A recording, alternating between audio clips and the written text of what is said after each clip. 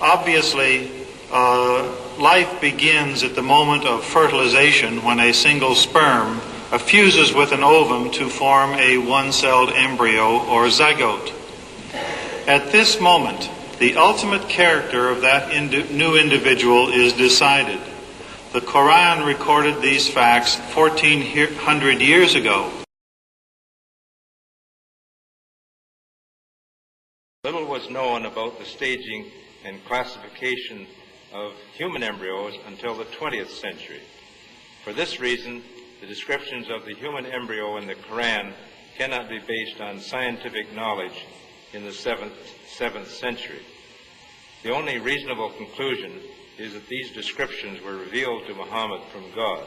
He could not have known such details because he was an illiterate man with absolutely no scientific training.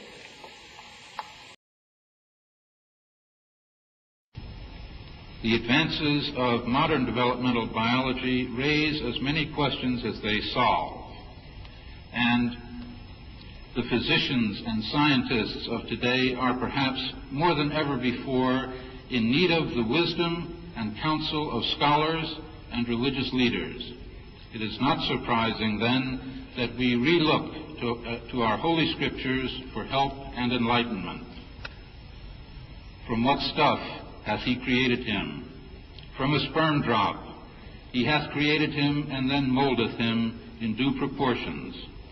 Surah 80, Ayah 18 and 19. Thank you very much. Well, thank you very much, Professor Geringer. The paper is open for the discussion now, and we have only... The consequences and dangers of promiscuous sexual relationships and deviant sexual practices have been expressed in this hadith. Could I have the next slide, please?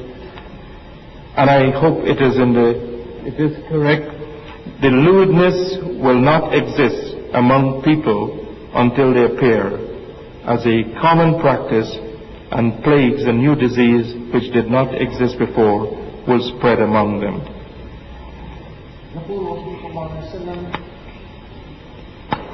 1400 years ago, صلى الله عليه وسلم ولم تظهر الفاحشة في قوم قط حتى يعلنوا بها إلا فشى فيهم الطاعون والأوجاع التي لم تكن مضت في أسلافهم الذين مضوا. The word lewdness encompasses adultery, fornication, I'm told, homosexuality, bestiality, and all other sexual perversions. And it is not wide stretched of any imagination that we should not consider herpes and AIDS as clear examples of new diseases, and indeed at the present time new diseases for which we have no cure. Thank you very much. Thank you very much, Professor Perso, for your very interesting subject, and I think there is a lot of discussions. This will be postponed to the end.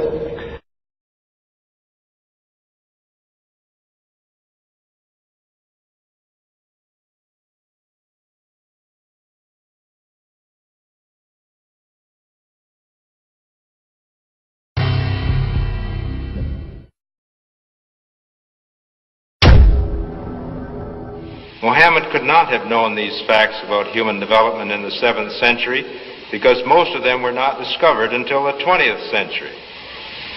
This is a leech, and this is the human embryo, about 23 days.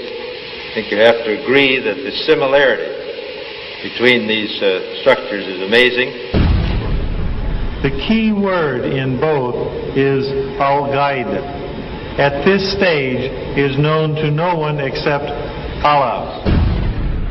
The rapid growth and dramatic changes which occur after the bones have been clothed by muscles have been mentioned in the Holy Qur'an 1400 years ago. Surah 79, Ayah 32 states, also in the context of creation, and the mountains hath he firmly fixed. Similar mention of mountains is found in several other surahs. It is permissible to interpret this to imply that mountains are rooted and that modern geophysics has established deep crustal roots for the axial parts of mountain systems at converging plate boundaries.